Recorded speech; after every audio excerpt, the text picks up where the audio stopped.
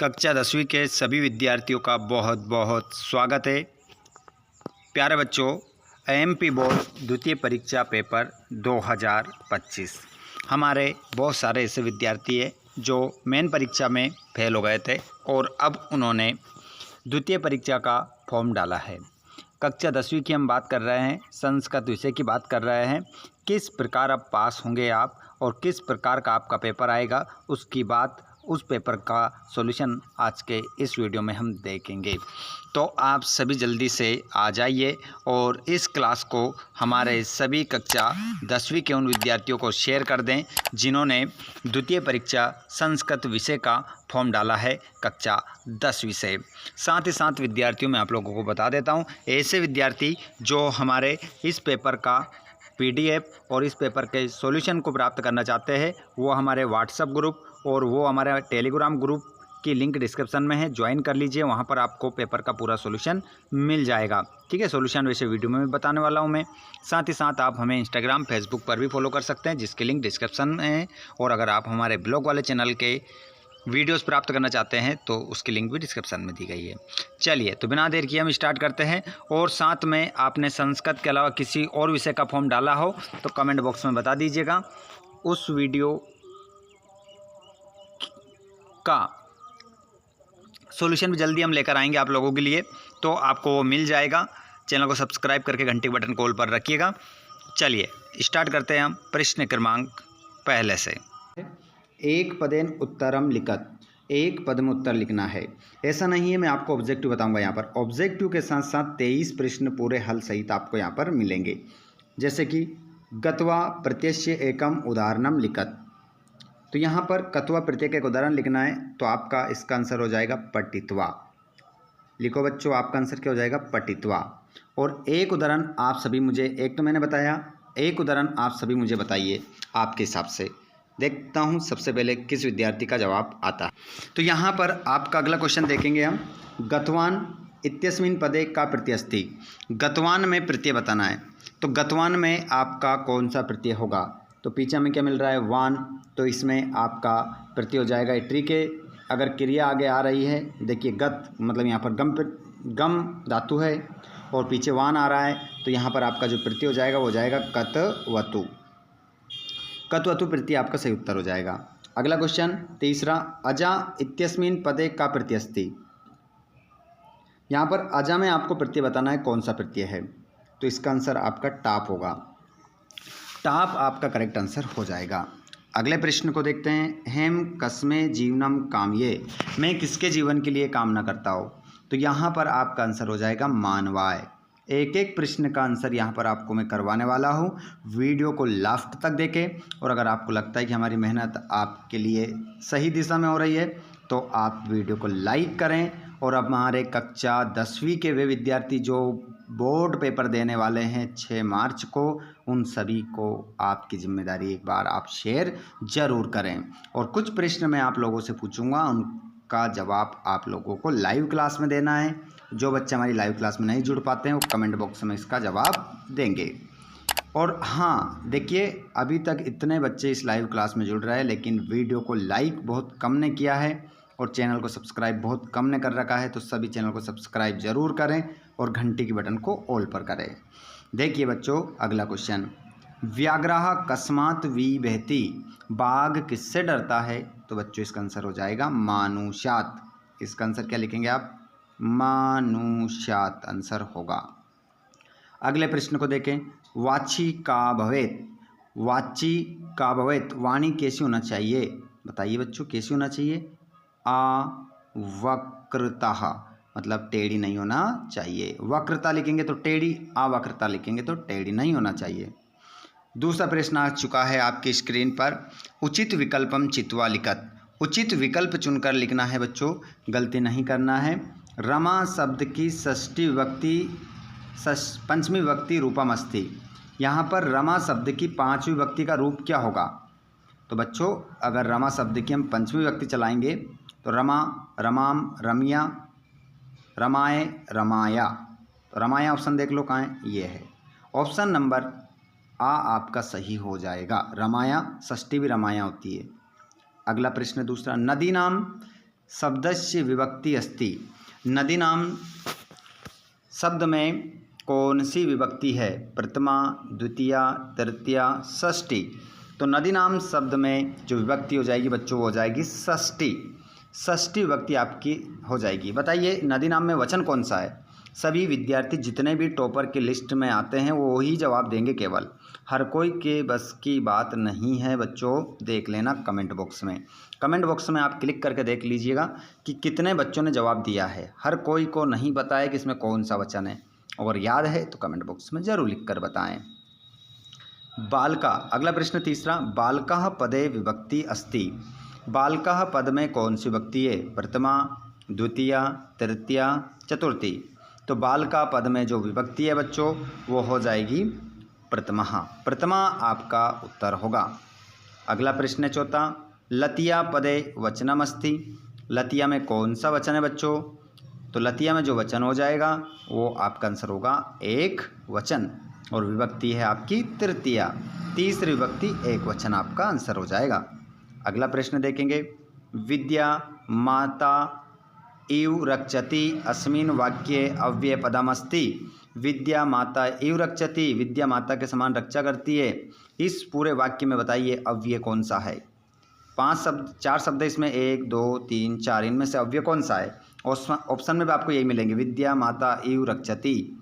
तो इसमें आपका जो अव्यय हो जाएगा बच्चों, इव जो है आपका अव्यय हो जाएगा। अगले क्वेश्चन को देखते हैं। अगला क्वेश्चन आएगा आपकी स्क्रीन पर बच्चों।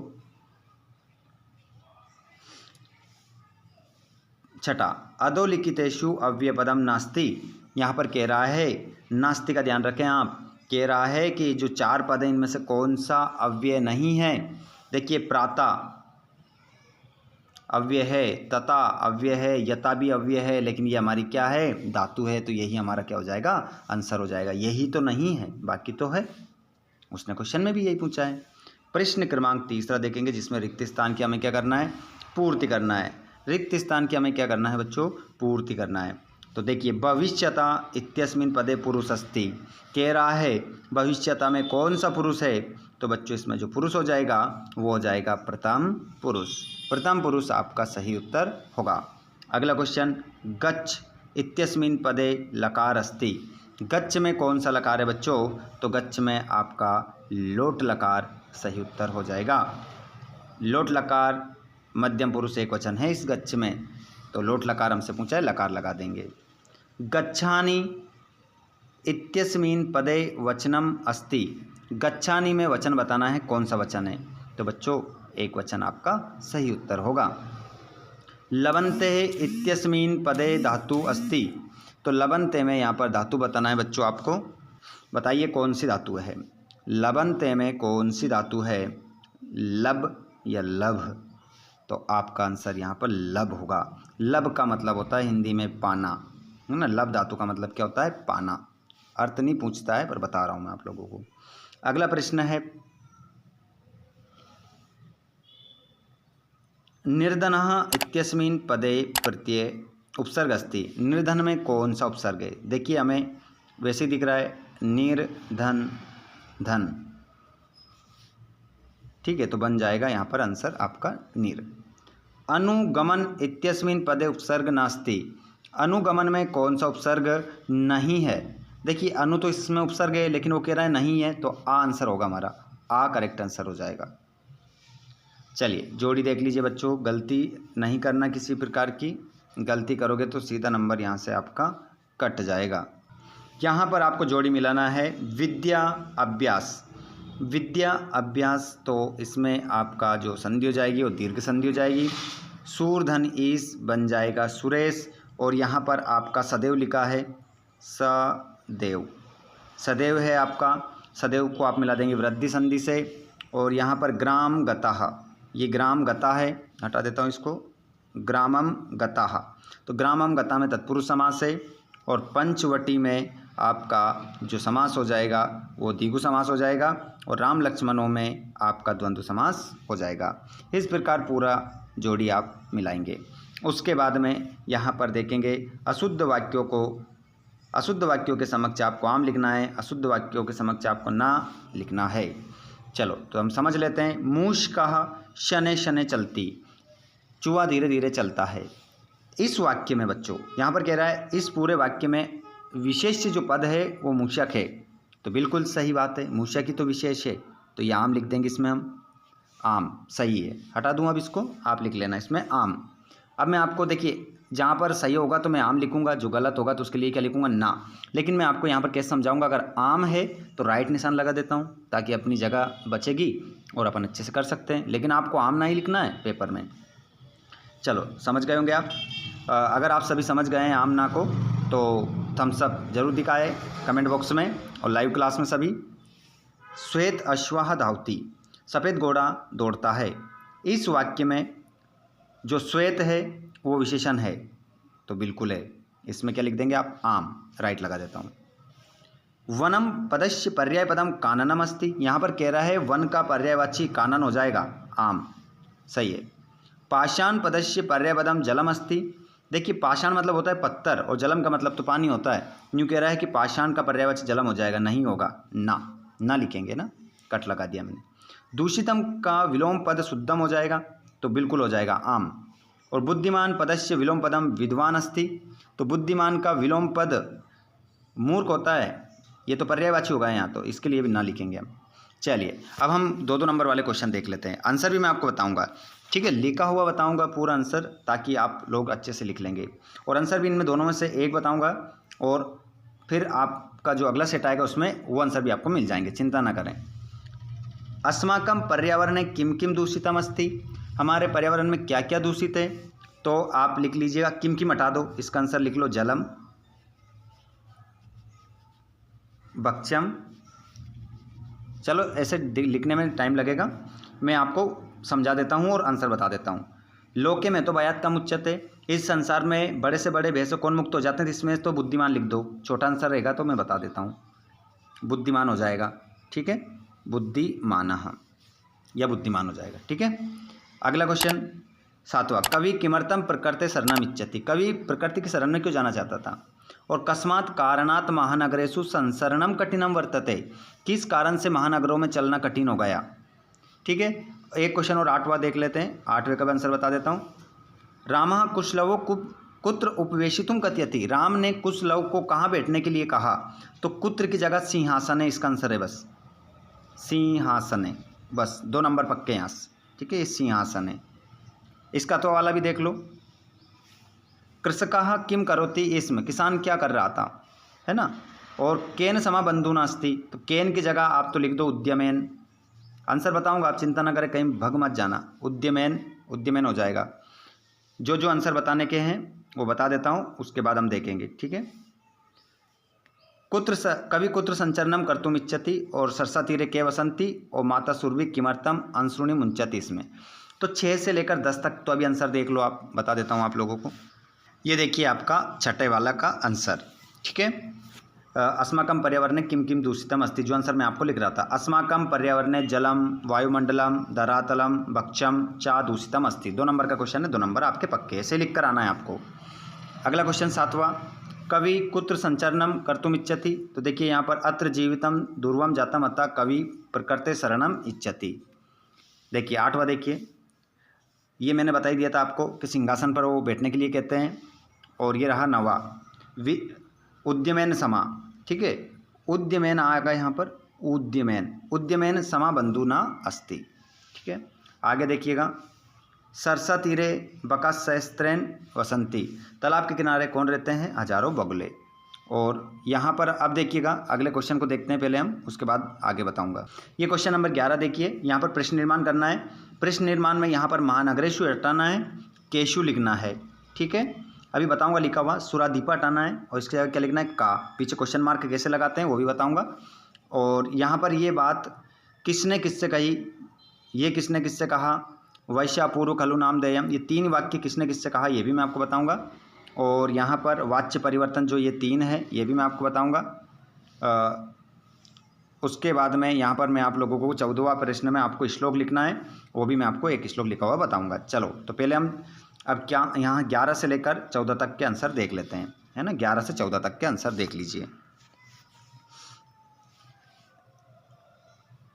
ये रहा 11वां प्रश्न, देखिए मैंने बोला था आपसे कि केशु हटाना है, महानगरेशु की जगह केशु लिखना है और पूरा वाक्य वैसा का वैसा और यहाँ क्वेश्चन मार्क लगाना है, ठीक है। और यहाँ से हमारा सुंडेन हटाना था और उसकी जगह केन लिख दिया, पीछे क्वेश्चन मार्क, ठीक है। 2 नंबर आपके पक्के हो जाएंगे। क्वेश्चन मार्क लगा रखे है ना, ध्यान रखिएगा। यहाँ पर ये गलती कर दी तो नंबर नहीं मिलेंगे।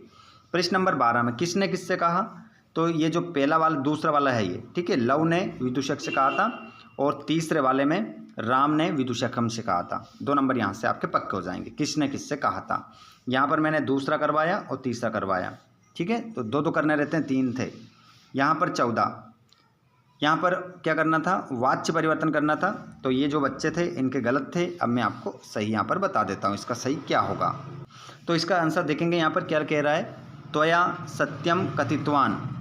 तो देखिए त्वया की जगह आप लिखेंगे त्वम, सत्यम का सत्यम उतार दो, सत्यम ऐसा कैसे उतार दो, और कथितम की जगह कथितवान लिख दो, है ना, ये हटा देता हूँ। और इसकी जगह लिख दो कथितवान, कथितवान हो जाएगा, ठीक है। पहला वाक्य हो गया सही वाच्य परिवर्तन में। अब दूसरा देखिए, काका की जगह हो जाएगा काकेन, पिकश ऐसा कैसे रहने दो, संतति की जगह लिख दो संततिम, और पाल्यति की जगह हो जाएगा पाल्यते, पाल्यते, ये हो गया, ठीक है। ये भी वाच्य परिवर्तन हो गया।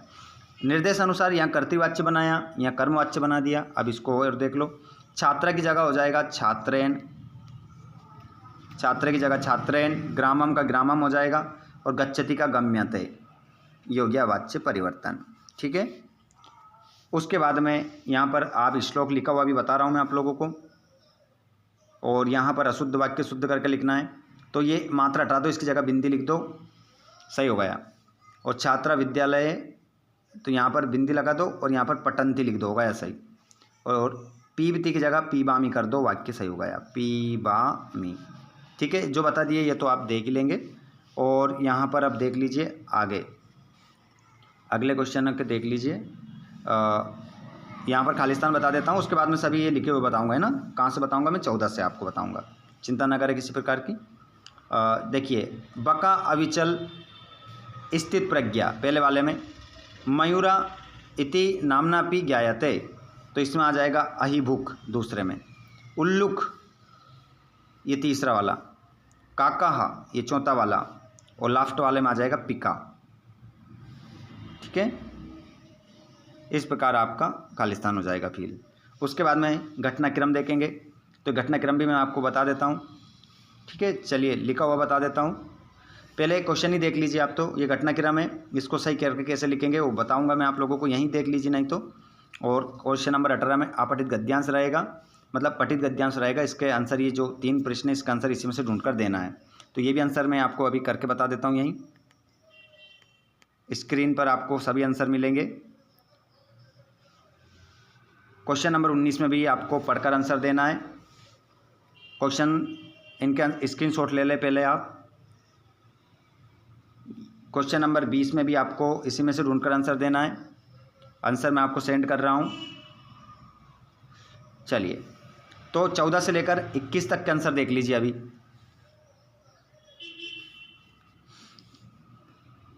चौदह से लेकर 21 तक आंसर देखेंगे। ये रहा 14 में आपको श्लोक लिखना था, ये रहा आमंत्रम अक्षरम नास्ति नास्ति मूल मनोजदम अयोग्य पुरुषा नास्ति योजकस्तत्र दुर्लभा, ये श्लोक हो गया।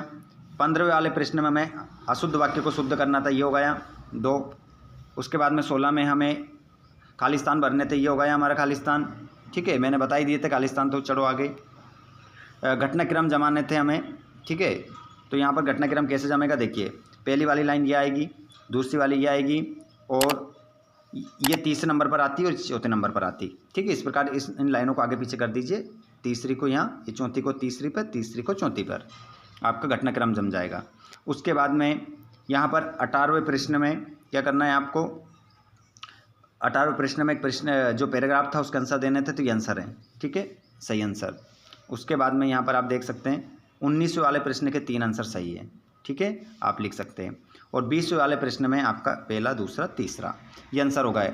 अब 21 का जो आंसर था उसमें एप्लीकेशन आपको लिखना था, तो ये रही आपकी एप्लीकेशन, अवकाश का प्रार्थना पत्र, ठीक है, संस्कृत में। ये पूरा अच्छे से स्क्रीनशॉट ले लेना इसका, 4 नंबर यहाँ से आपके पक्के हो जाएंगे। उसके बाद में प्रश्न नंबर 23 में आपको क्या करना है बच्चों, एक प्रश्न आपको अपठित गद्यांश जो था 4 नंबर का, उसके आंसर लिखने थे। तो ये रहा अपठित गद्यांश आपका 4 नंबर का है, ठीक है। ये 4 नंबर का है। इसका जो शीर्षक जो था वो हो जाएगा दुःखानां मूल कारणम अज्ञानम। तो यहाँ पर अज्ञानम आपका टाइटल होगा, शीर्षक अज्ञानम आपका रहेगा, अज्ञानम, ठीक है। अज्ञान के ऊपर है भैया, हमें अज्ञानी नहीं बनकर रहना है, शिक्षित बनना चाहिए।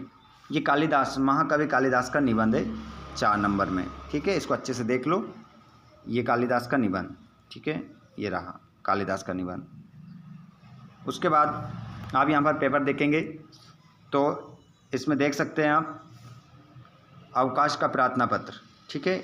और ये 22 में आपको एक निबंध लिखना है और 23 में आपको यहाँ पर अपठित गद्यांश को पढ़कर इन 4 प्रश्नों के आंसर देने थे, 1 2 3 4, ठीक है। इस प्रकार हमारा पूरा पेपर यहाँ पर सोल्व हो जाता है। A to Z क्वेश्चन मैंने बोला था आपसे 1 से 23 तक बताऊंगा, तो ये हो चुका है पूरा सॉल्यूशन। आप सभी इस वीडियो को अपने सभी भाई बहनों को ज़रूर शेयर कर दें, और अगर आपने चैनल को सब्सक्राइब नहीं किया है तो इसी प्रकार मैं आप लोगों के लिए वीडियोस लेकर आने वाला हूं, ताकि आपकी तैयारी बेस्ट हो जाएगी। तो चैनल को सब्सक्राइब करके अपने दोस्तों को ज़रूर शेयर करें। धन्यवाद। और इसके बाद आपको कौन सा वीडियो चाहिए कमेंट बॉक्स में ज़रूर लिखिएगा। आप इस वीडियो को कहाँ से देख रहे हैं ये भी आपको बताना है कमेंट बॉक्स में। धन्यवाद।